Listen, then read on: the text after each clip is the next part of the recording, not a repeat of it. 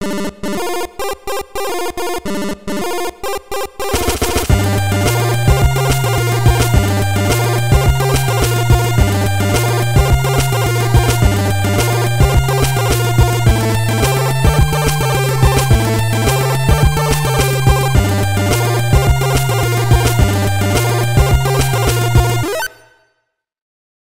October 11th, 2019. This is Nerd Bourbon episode 123. I'm Seth Sturgill. And I'm Todd Sturgill. 123, Todd. That's how I felt when I was making the folder for this. I'm like, ooh, boop, boop, boop. Bippity boppity boo, as they say. Man, we've had a lot of really weird punny episodes.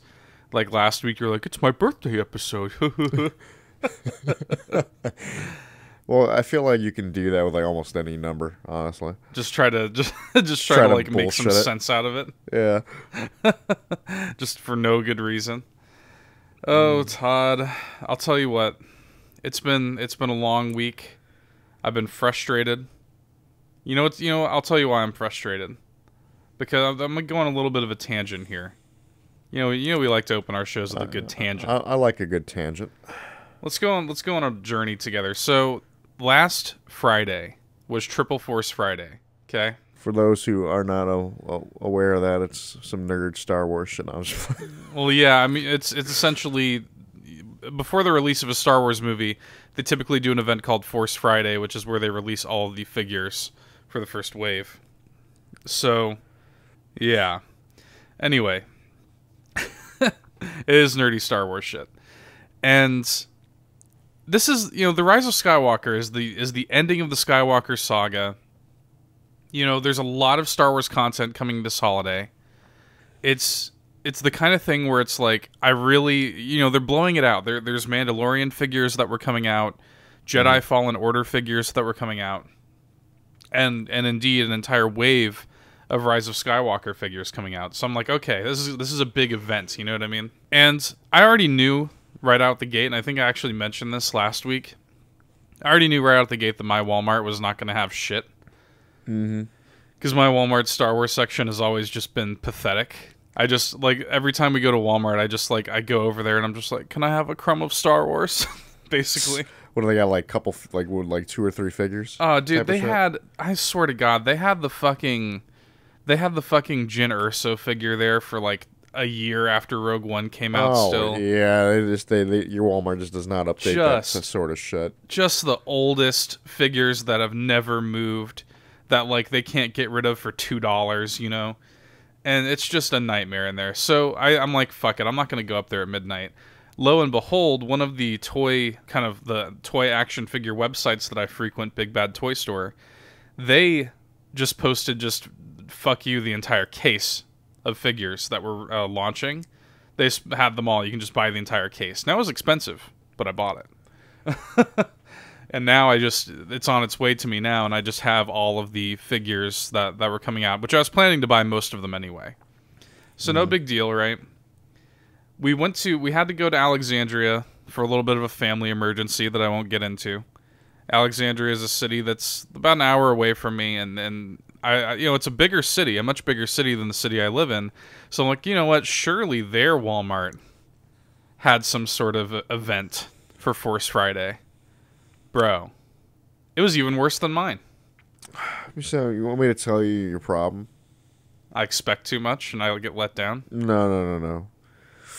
You live in Louisiana. Well, that is true. But then, like Target usually does okay, and they didn't have anything. Because Target's a little more bougie. It's Target. No. Let me finish, though, because the punchline to this is pretty great. So, all this time I'm like, well, my Walmart's not going to get shit. That night, I just said, you know what? Let's just go in there and just see. My Walmart had a fucking display for Rise of Skywalker. All kinds of figures. My Walmart in Little Nowhere Town in Louisiana got Rise of Skywalker figures, but the Walmart in the bigger city didn't have jack shit. Wow, that's funny. So I'm like, wow, I guess I should have went to my Walmart at midnight. I would have been able to get my shit then. Yeah, but you just didn't have faith. So my faith was placed in the wrong entity, I guess.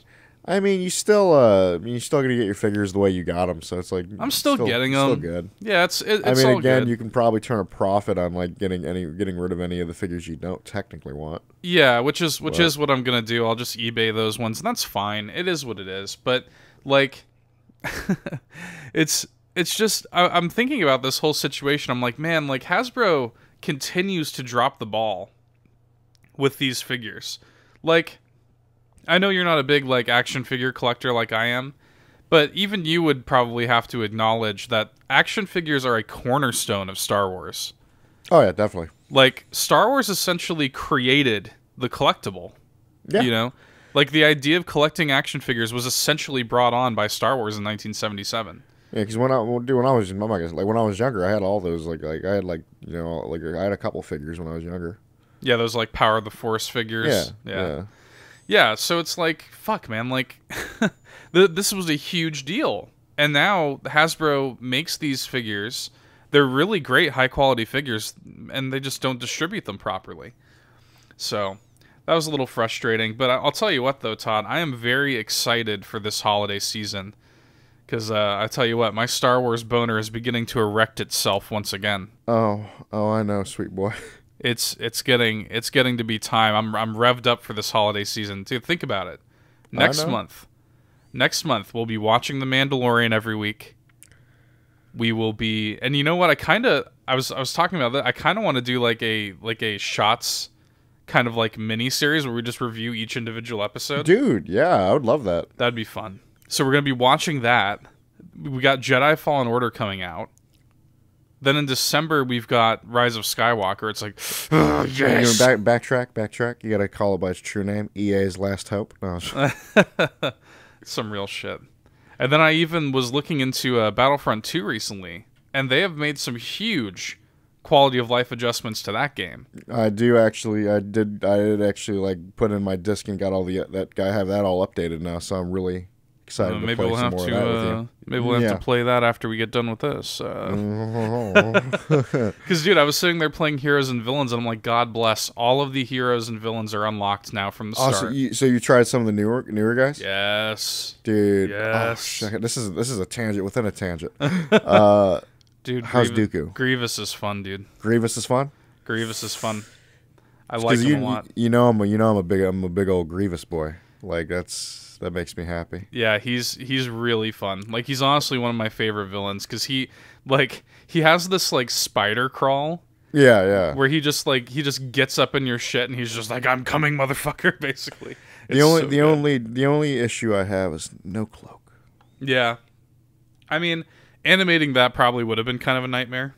That's the thing. As much as I would love to have the cloak, I can understand why he doesn't.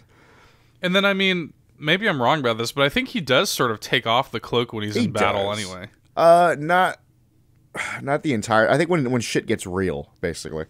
When he goes forearm mode. Yeah, I think he basically removes the cloak, but yeah, because that's basically how they use the forearm as the reveal. Even in that old animated one, right? You know, the Clone Wars animation thing. Yeah, like the Gendy Tartakovsky. Yeah. Because I think even in that, like, it was kind of like the moment he dropped that is like that's when the forearms popped out. You're like, oh shit. Right. Yeah. So I think it's sort of similar here, and I think the reason being is because, like, what are they gonna do? Like, because the actually going into it's actually an ability to use your forearms.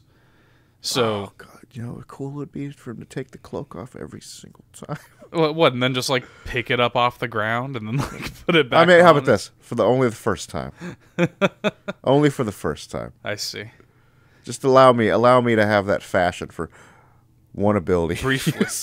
It would have been funny to see him just walking around looking all sickly and shit like he normally does. Yeah. And then just go into rage mode. Yeah, that ability is essentially like he does the kind of like helicopter spin shit. Mm-hmm. And yeah, it will deflect if somebody's trying to like shoot at you. You'll just straight up just deflect shit. Just deflect everything. Yeah, it's cool. Yeah, he's fun though. I actually have not had a chance to try Dooku yet.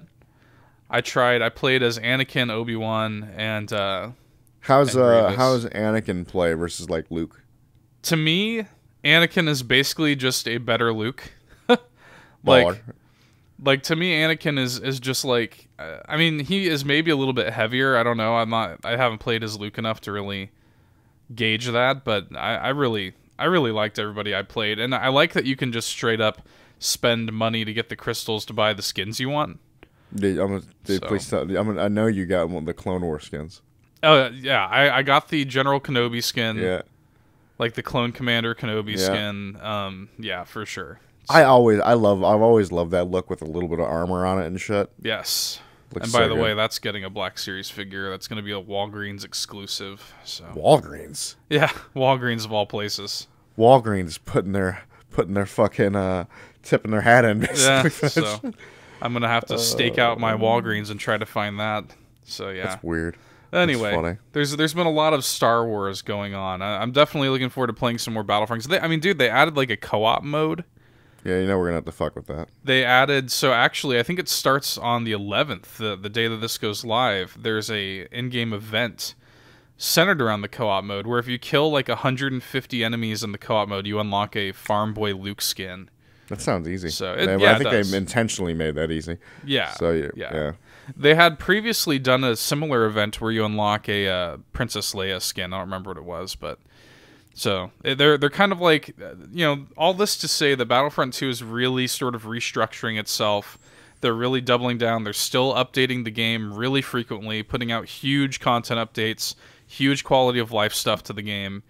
And like they've even said, like, look, like coming down the line, we're gonna have Rise of Skywalker maps added.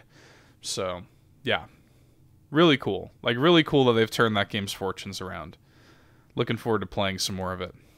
Anyway, with that Star Wars tangent out of the way, Todd, as tradition dictates, let's engage in the sacred ritual. What have you been playing this week? I've actually been playing a little bit of Apex, a little bit, fucking around with it. You gonna check out that Halloween event? I plan on it, yeah. Did you heard about what the deal is, right? What's up? Oh, it sounds cool. It's similar to like, it's called like Shadowfall, which I find that hilarious because there's a Killzone game called Shadowfall, but okay. Yeah, there is. And it takes place on a nighttime version of the current map, whatever it's called. World's Edge. Yeah. Actually, maybe it's not World's Edge. Maybe it's King's Canyon. I can't remember. It's a nighttime version of one of those maps. And the deal is, whenever you kill somebody or you die, you don't just like die like you normally would. You're added to... They doing an infection thing? Basically. Yeah, you're added to... It's called like the Shadow Squad. Oh, Lord. And here's the deal. You don't have any weapons or abilities. You're all melee, but you have superpowered melee, and you can climb walls, and you can run faster and jump higher. Oh my god, that sounds fucking great. And once the last 10 players are surviving, then the objective becomes those 10 against everybody else as they try to get to a dropship and escape. Holy shit, that sounds great. Sounds really cool. They, of course, have a lot of like Halloween-themed cosmetics coming and stuff like that, so sounds really fucking fun. Yeah, we're gonna have to check that out. Yeah, that should be really cool. But anyway, you've been playing some Apex? Yeah, I was playing around with some Apex a little bit. I've been playing with Tyler and Bree. Nice. A little bit. I think we got like a couple wins, I think. Legit. At this point. I'm not like going crazy trying to play it because I'm not like, again, I got other games to play. Anastasia won. She won last night. She jumped on just like kind of like, oh, I'll play a quick game before bed, and she ended up winning. She's like, oh, all right. Yeah. Here's my thing. Lately, it's like I'll suffer through like 5 to 7 bad games and then get a win, and I'm like, this is it. We're over. Ended on the high note. Leave me be. Yeah. Yeah. But at this point now, cue the music. No. It's Monster Hunter time. Now, where did we leave off last week? Last week, it's been so long. It's funny. We haven't even really like talked much because of work schedules and stuff. Yeah, so it's real shit. Yeah, it's all a blur, man. I don't remember. Well, let's go into what I've been doing.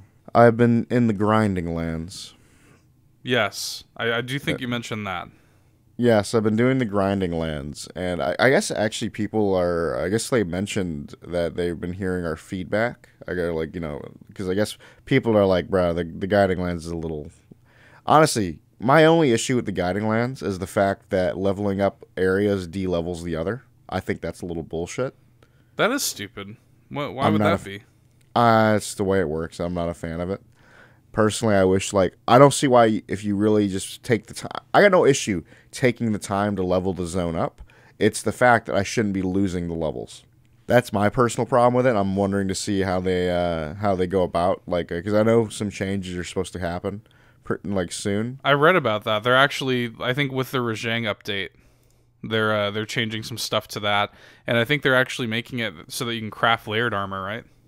Yes. So it looks like you're gonna be able to go into. I don't know what armor sets are coming. I know it's a lot of the old high rank, low rank, and high rank armor Yeah. as layered armor, which is cool. That's fantastic.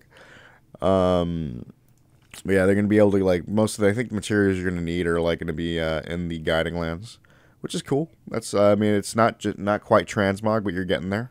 It's basically here's the thing. It's basically the suggestion I had to just let me just go in and farm materials so I can make the layered armor or something shit. Right. Keep the grind a little bit. But yeah, so basically what I've been doing is I've looked up an armor set that I'm like, okay, that's something I need to go for, which is it's from the variant of the Tigrex or Tigrex monster in World, which it's a returning monster, and it's the variant, the Brute Tigrex. Now, when I tell you that this is easily one of the best melee-based armors in the game, I'm not lying to you. I've been playing this game a lot, and I fell in love with it the moment I saw it. You've actually seen a picture of the armor. Yes. And it was so worth getting that armor.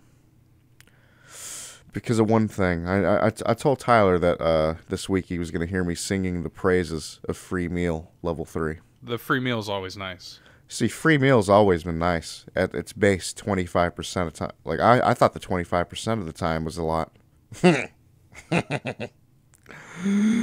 75% of the time it procs. Now I'm always eating. So I was the entire time I'm just like, you don't know what this is true power. I'm just sitting there I used the same ancient potion an entire quest. You guys know nothing of power. Real shit, dude. As much of a joke as that is. It's unreal. I don't even technically need free meal at this point because that's actually something else I get into, is I actually have health regen back on my weapons. And I did that after I got the armor. So I got the armor, got free meal, augmented all my armor. So that stuff's all fully upgraded, fully ready to go. I got almost 1,000 plus defense without using it like an armor skin. My build is essentially perfect, the way I like it. There's things that maybe can change, but it is essentially the way I like playing it.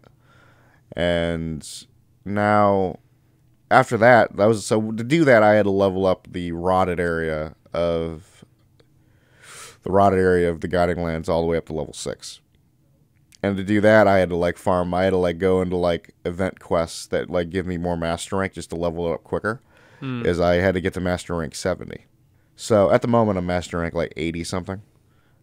I'm pretty close to. I'm on the last bout of I need to get to 99 so I can get past that, and then I'm at 100, master rank 100. And I don't think there's any other cap at that point. It's just you just continuously level up at that point after 100.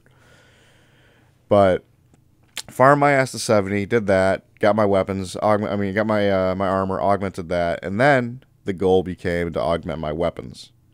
So to do that, I had to get the ancient forest part of the guiding lands to level 6.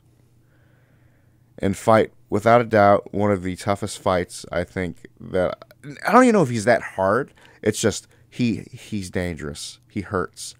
It's a tempered version of Yian Garuga, and Okay. it's I call him batshit Rathalos because he does very similar like poison fire shit like a Rathalos does, but he just does batshit ass things. Like he does like just fucking nosedives, fucking just weird slamming his head in the ground and shit. So he's dangerous as hell. Like Tyler and I were like fighting him together because we were like both trying to. I wish I knew he had like a rarity 12 because the weapons I use are rarity 11. So rarity 12 actually needs different materials than the rarity 11 to augment. So I'm sitting there getting my shit, and he's getting this shit thinking that he's gonna be able to upgrade his stuff as well.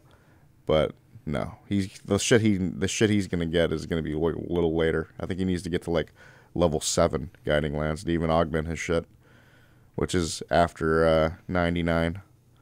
But got those weapons augmented. Got my element status up, my health regen on both my weapons. I think I talked about this where I was planning on not using any other weapon but a charge blade in this in Iceborne. I changed that up. I actually got my side weapon. I got my I actually have 2 side weapons. The other one's a joke. I don't use it that often, but it's a joke. They added a joke ass weapon it's a swordfish, bro. I want to be a swordfish main. Dude, it's a great sword that looks like a frozen swordfish. God bless. I made that shit instantly. Fuck you, man. The moment I saw that shit, I'm like, I'm not using greatsword at the moment, but maybe I will. So yeah, I only have like 3 weapons, honestly. I got rid of a lot of it, like a lot of the old shit. But I got like my main charge blade, my main switch axe, and I got that fucking fish. But the moral of the story is I'm fully augmented and ready to get this monkey dick. It's not going to be good. And you'll enjoy it?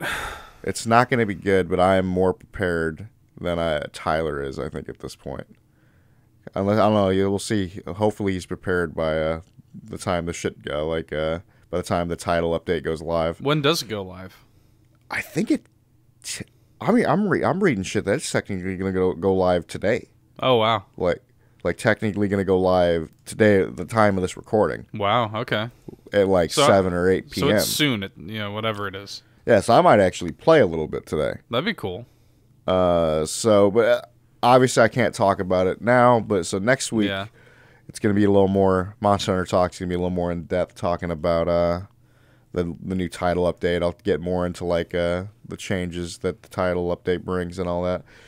But other than that, that's basically been Monster Hunter Talk, and I'm trying to think of any other thing I've played. No, that is it. Yeah, it hasn't really been much for me either, to be honest with you. I did play Untitled Goose Game, finally. You like it? Yeah, it's really cool. It's like it's really short and sweet little experience. I mean, I think it maybe like 3 hours, just beat the whole thing in like one sitting.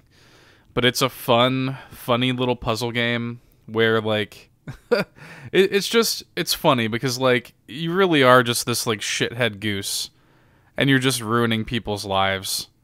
That's really just the extent of it. Like, one objective was to like make this little boy put on the wrong pair of glasses, and doing that was a whole journey because you had to get him to like squat down so that I could like take the glasses off of his face. And to do that, I had to untie his shoe and then swap so glasses are off his face.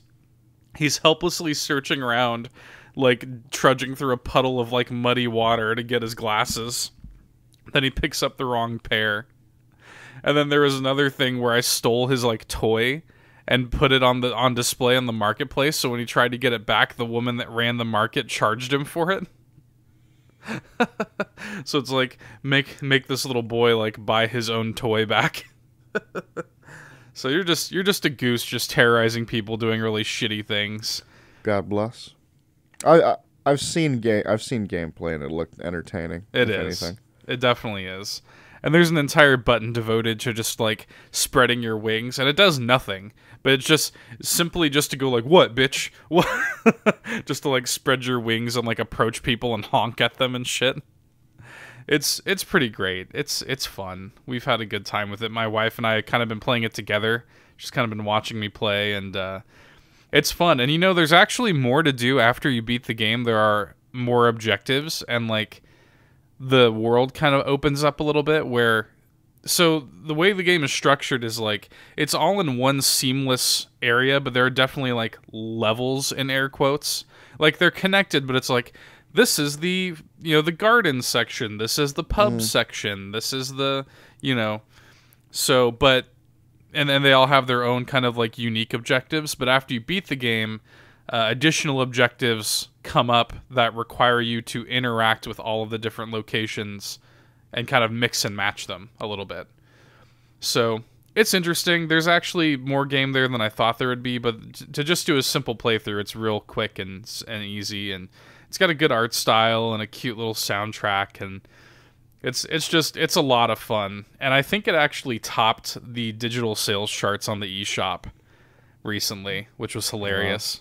Wow. That's funny. So the game's selling very, very well. So we're waiting patiently for September NPD.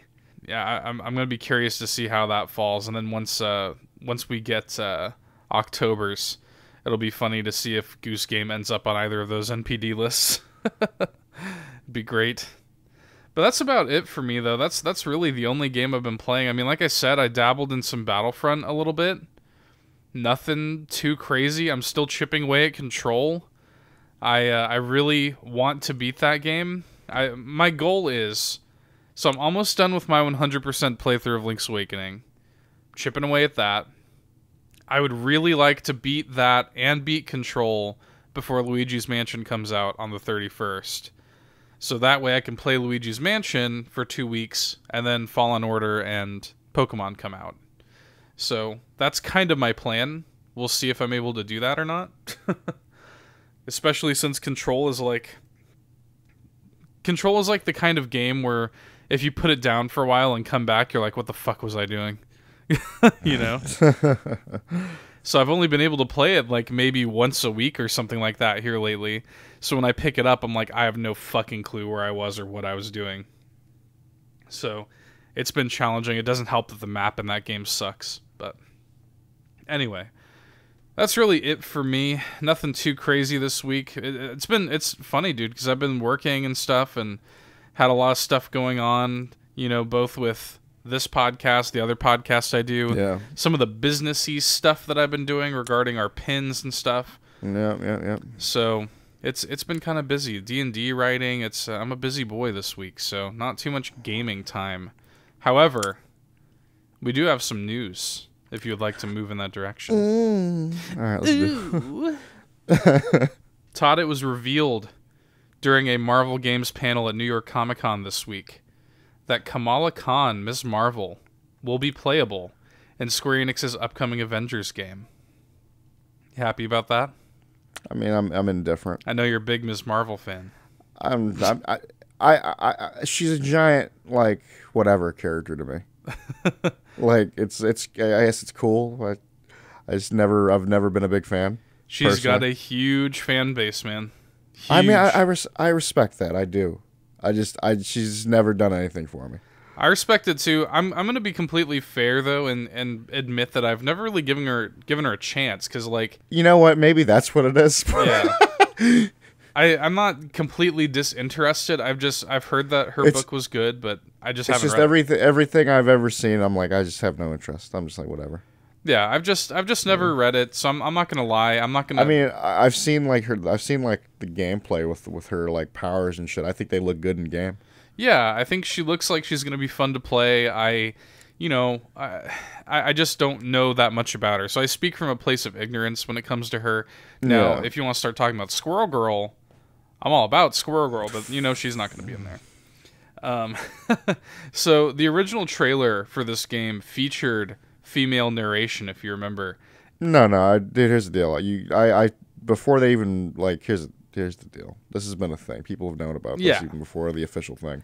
She's in the trailer. She's obviously it's her talking, but she's also in the trailer, running in the crowd. Yeah, and you can kind of you kind of tell it's her.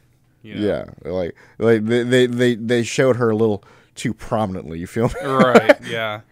I think she's actually wearing a fucking shirt.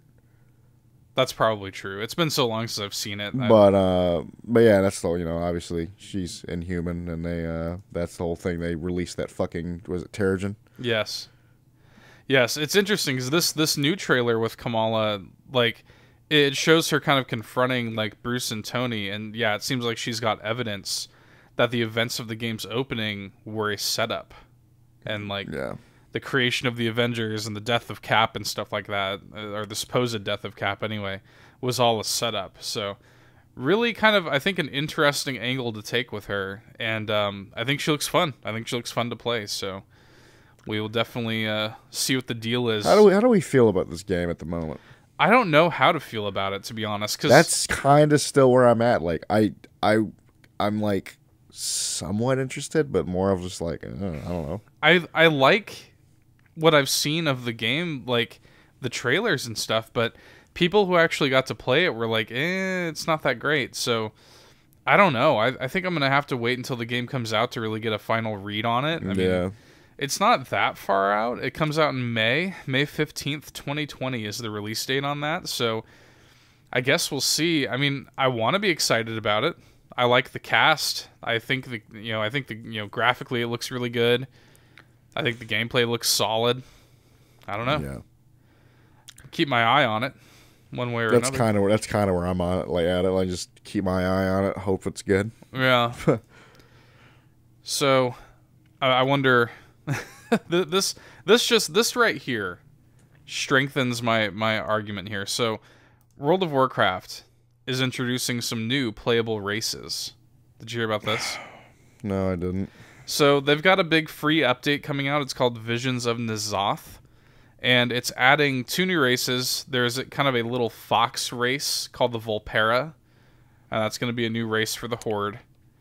And then there are the they're adorable. They are adorable. And there are these kind of cyborg mechagnomes that are coming to the Alliance. But here's the deal. Like, to me, so this is kind of like the standard. But what's the point of it, though? Well, here's the thing. They kind of, when they introduced, like, with Battle for Azeroth, they introduced all these, like, weird new races, right? Like, there's now, like, just a million races to play as. But in order to unlock them, you have to complete, like, the entire quest chain from their region. Oh, yeah, you're talking about, like, the variants, like the black iron or like the black iron black dwarves and stuff like that, yeah. So, like, you have to like complete the quest chain in their respective regions. You have to reach, like, exalted status and everything, and it's like then you can play as that race, and it's like, Oh yeah, look at this shit. Players, I'm reading this shit. Like, yeah, the Volpera are the new Horde allied race. Players who've completed the Vol'dun questline and have reached exalted with the Voldoni or whatever the fuck will be able. Fuck you. I don't care. Yep. Like, that's just bullshit. Now, I'm sure you get most of that status just by playing through that quest line. But it's like on the principle of the matter, what if you don't? Yeah. Yeah, and to me, that just, like, here's the deal, man.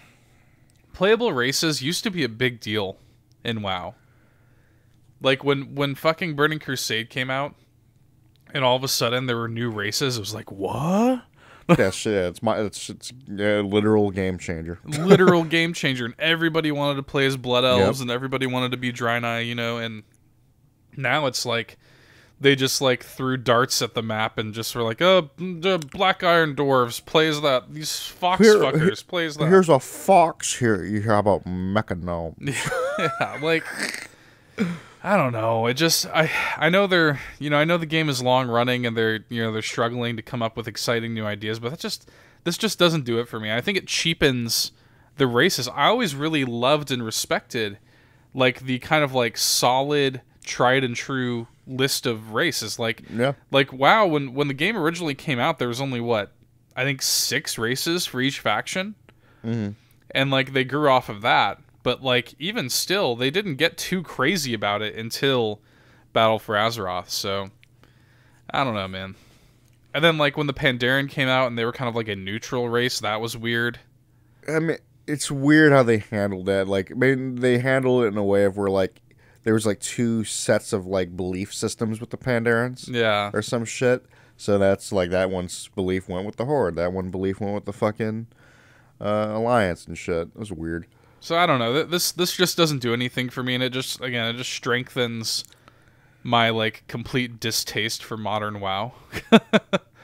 Like I have no desire to play modern WoW. And you know what I think it is? Cuz like we went back and we played Legion, and we were fucked around with Legion for a good while. Yeah, I had fun with Legion playing the Demon Hunter. And I had fun with it, right? But like I think all of this stuff that they've added for Battle of Azeroth has actually, they finally did it. Like they finally made me not care to play an expansion. Yeah, 'cause Legion was fine for the most part. Yeah. It's just... Well, and it's... Yeah. I always had that cycle with WoW where it was like, oh shit. Expansion came out, let me jump on, do the, like, maybe finish, like, the main quest line. Yeah. Bam. Yeah, that was always my MO. I was always like, oh, I haven't played WoW in fucking, like, years, but whenever a new expansion rolls around, Lord knows I'm going to buy it. I'm going to try it out.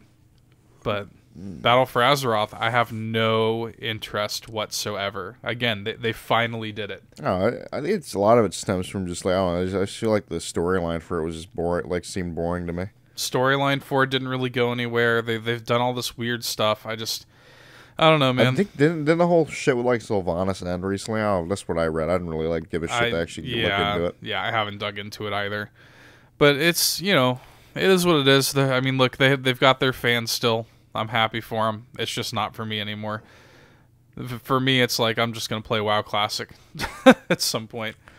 Yeah, I do want to fucking when shit's dead, basically.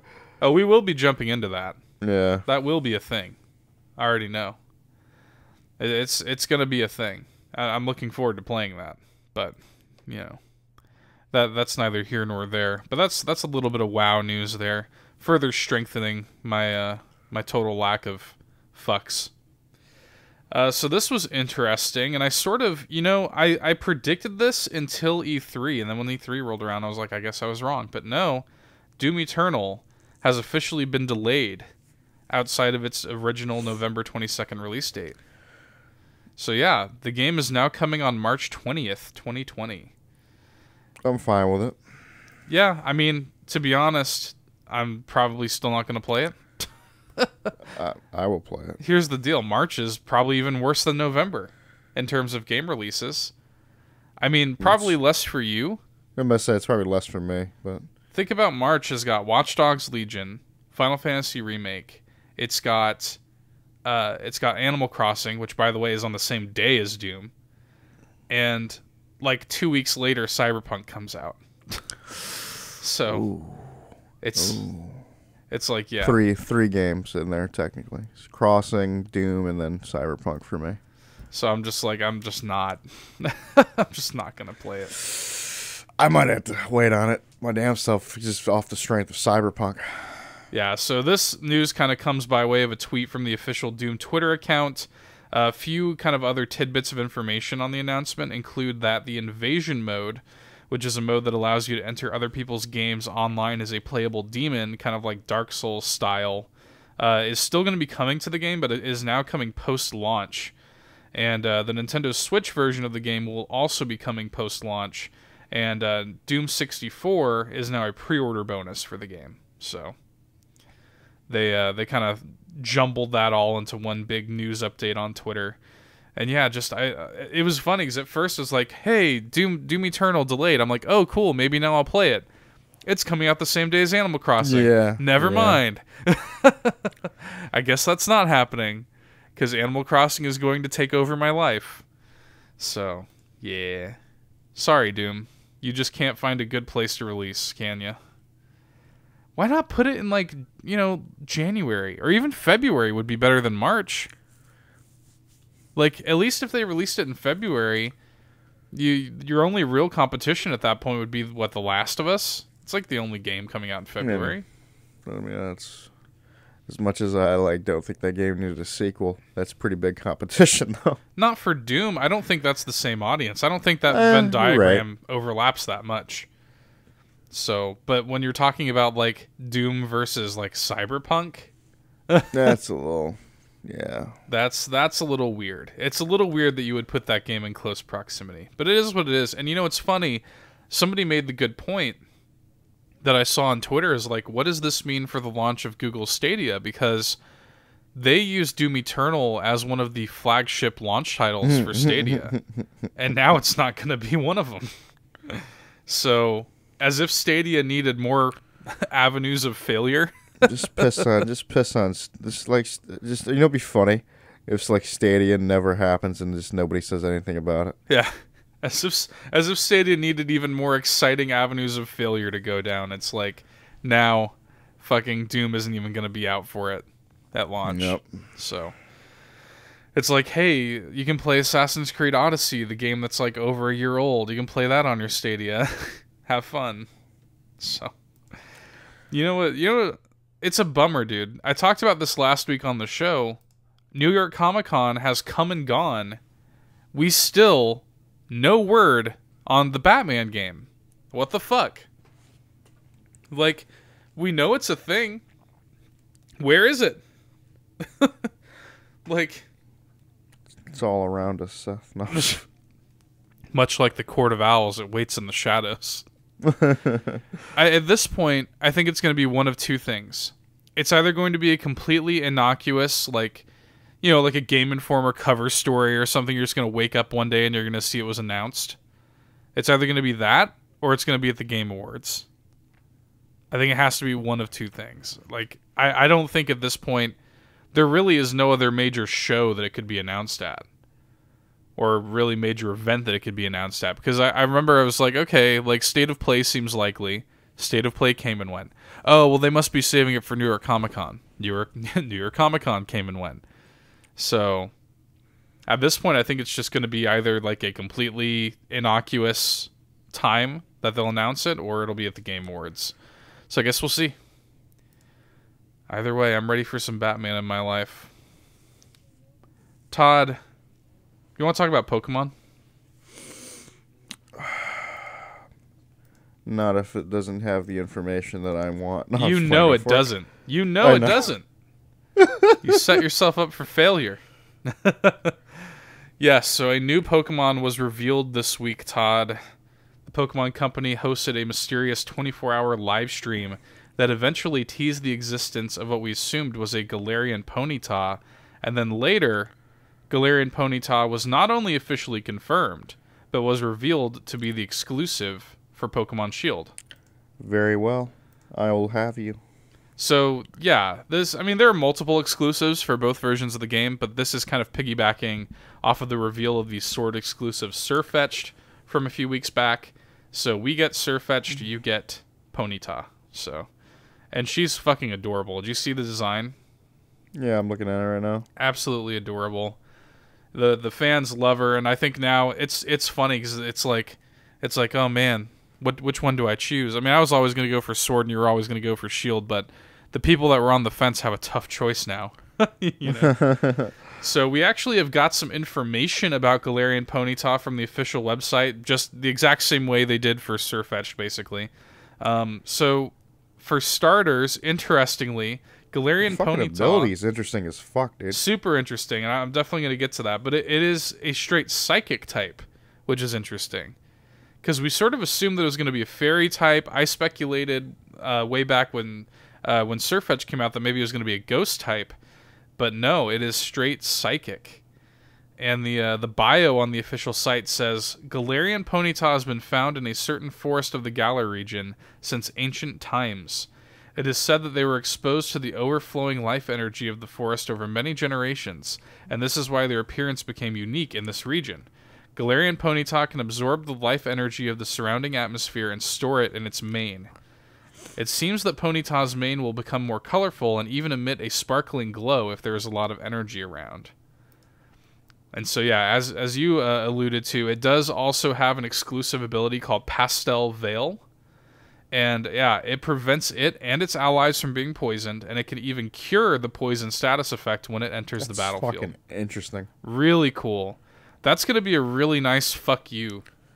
Like, that Pokemon is going to be a nice one to have in the back pocket. That's kind of just like, I kind of like, this sounds like something I'm going to keep on my team. It might be. It might be good. Like, it might be a really solid psychic type to have in the team, like, if you want that kind of type coverage. Now, what I'm really curious about is Galarian Rapidash.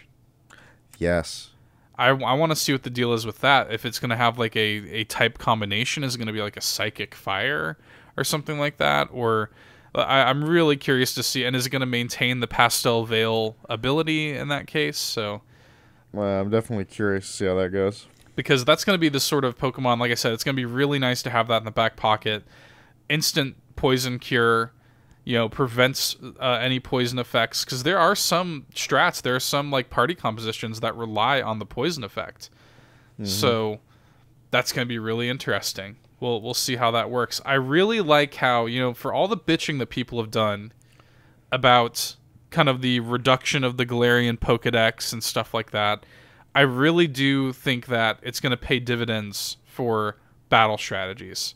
Mm-hmm. The fact that you can't just bring your perfect IV bullshit into it anymore, the fact that everybody's starting from square one, the fact that the pool is smaller now, so the things that are inside of it have more interesting, like, specific abilities like this. It's going to be really cool. And I think I'm going to try to commit. It's going to be hard, but I think I'm going to try to commit to having an exclusively Galarian party in this team. Really? No Gen 1. Like, no previous Gen party members. Just all Galarian stuff. That's what I think I'm going to try to commit to. I respect that. So, yeah. That's going to be your Shield exclusive Pokemon, Todd. I mean, I'm gonna have it in my team. I don't care. I'm sitting here looking at some of these Galarian exclusives, and I'm wondering the kind of Pokemon that I want to have in my team. Of course, I'm going to have my starter. Mm-hmm. I think I am going to go with Alcremie, that weird whipped cream Pokemon. Yeah. So I think that's going to be an interesting one to have in the team. So we'll see, especially with the Gigantamax stuff. This game is going to be deep. This game's battle system is going to be deep, I think. Anyway, I've got one last piece of news here, Todd.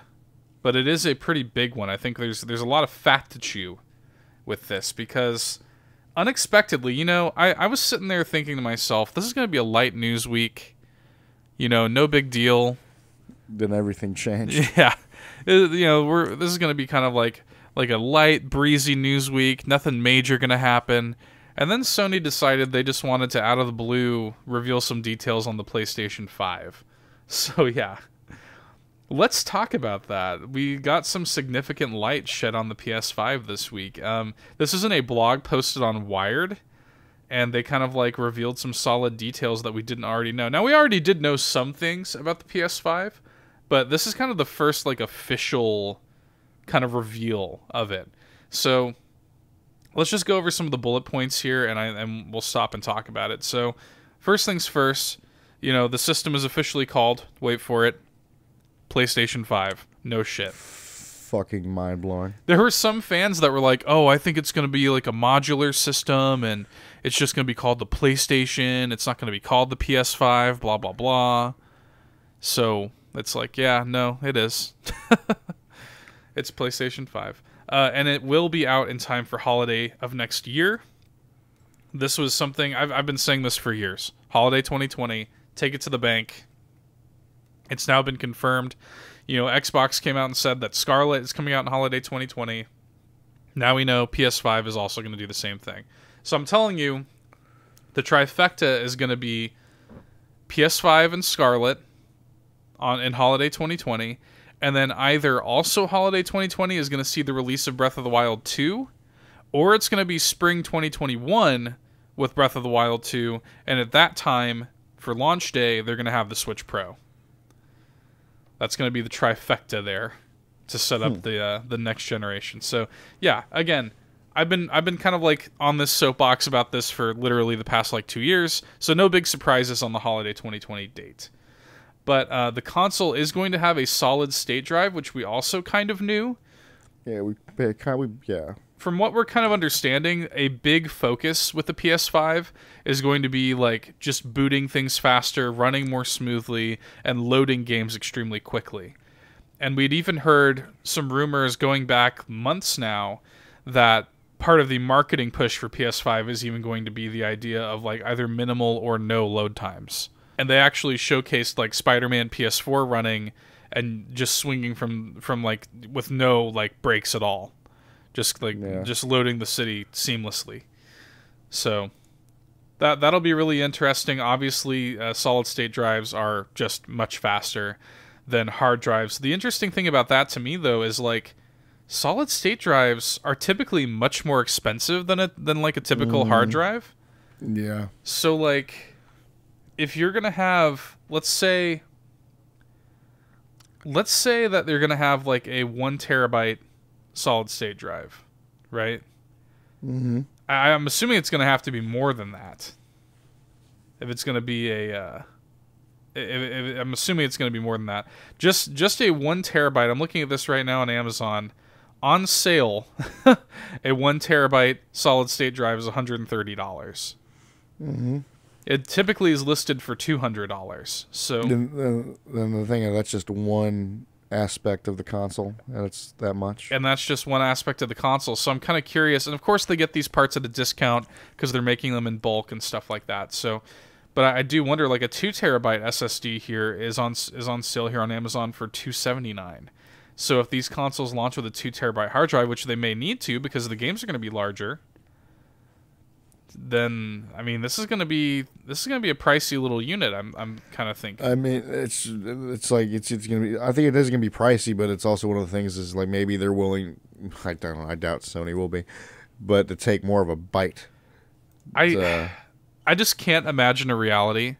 That's why I said it. Like that's why I even said like I don't think Sony will, but I can't imagine a reality. They're going to have to cut corners somewhere or do something because like.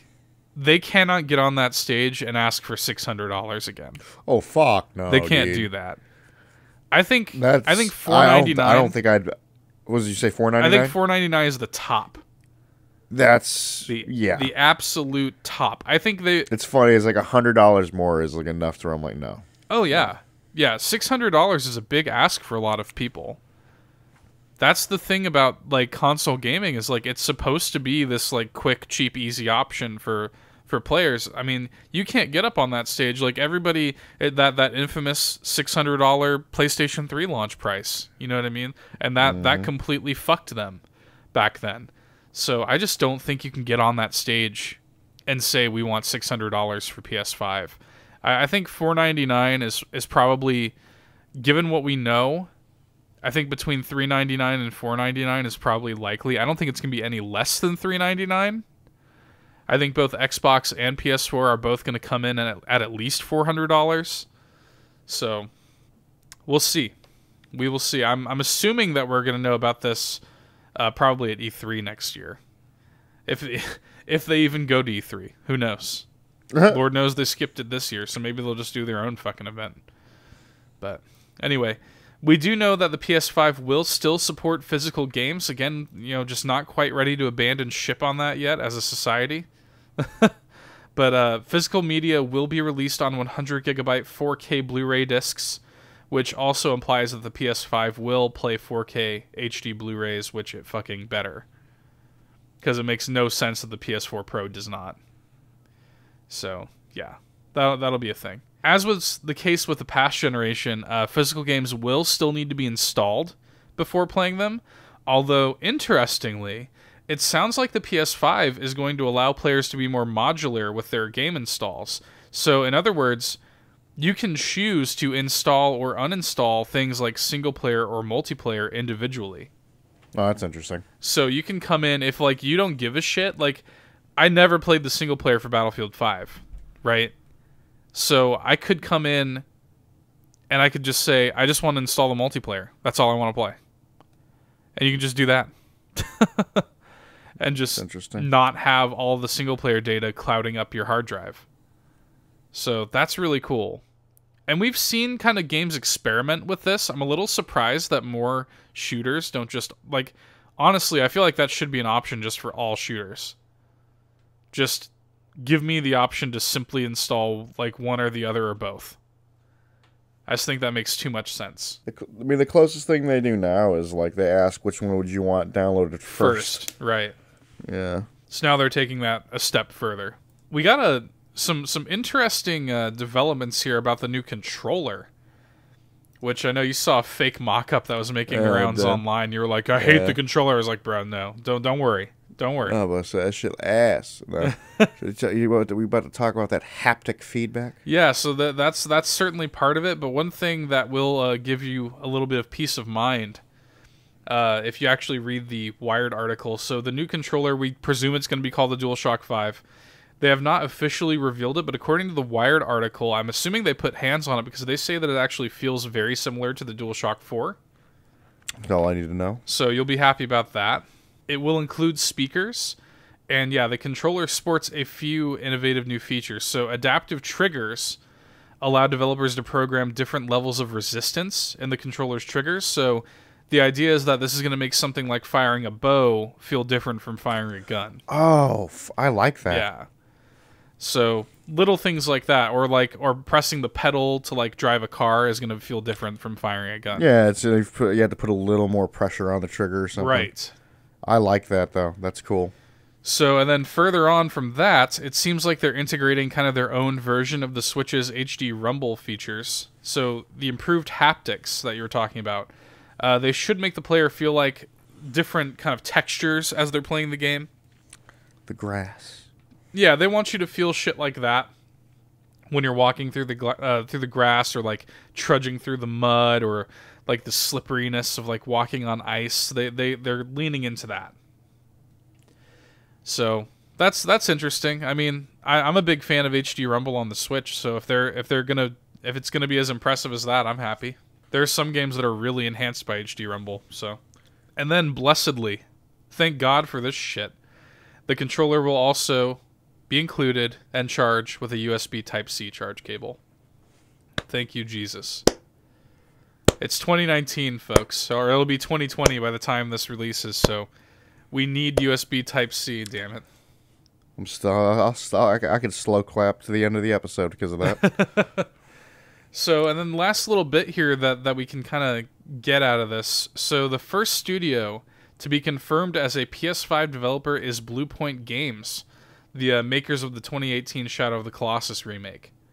Okay. So they're working on a PS5 game. They've been working on something for a while now, and I kind of wonder if it has always been a PS5 title. So studio president Marco Thrush told Wired that they were, quote, working on a big one right now, and that he'd let us figure out the rest. So if you remember correctly, I predicted, maybe it was last year, I thought they were going to come out and say, hey, we're working on another remake. We're doing a full remake from the ground up, just like we did with the Shadow of the Colossus. We're doing that for the original Metal Gear Solid. Mm-hmm. I kind of feel like that could be something that they're working on, like a legendary PlayStation franchise like that. But maybe they're just working on a new IP. That would be interesting. Mm-hmm. It'd be kind of cool to see what those guys could do with an entirely new IP, because they're kind of known as like the port house, you know? Yeah. They make really, really excellent ports. They do really good work with like upscaling games and just completely remastering them, or even just dead-ass remaking them like they did with Shadow of the Colossus. I mean, you enjoyed that remake. I would like to see what they do with an entirely new thing. That's pretty much it from what we could get out of the Wired article there. What are your big takeaways? What are you excited about with the PS5? The haptic feedback. That haptic feedback? I just want to see it. I want to see the controller. I want to hold it. See if it feels right in my hands. Yeah, exactly. I'm actually just seeing this. So Famitsu added one more detail to kind of what we already knew. They say here that Sony's next console will include an 8-core, 16-thread, x86 64 AMD Ryzen Zen 2 CPU. That means nothing to me. So that was just a bunch of random words and numbers.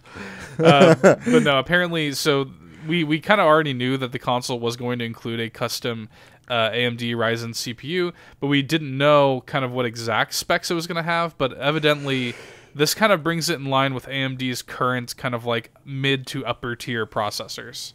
Okay. So when this comes out, it'll probably be like comparable to like a mid to high range PC, you know. Okay. So yeah, sounds cool.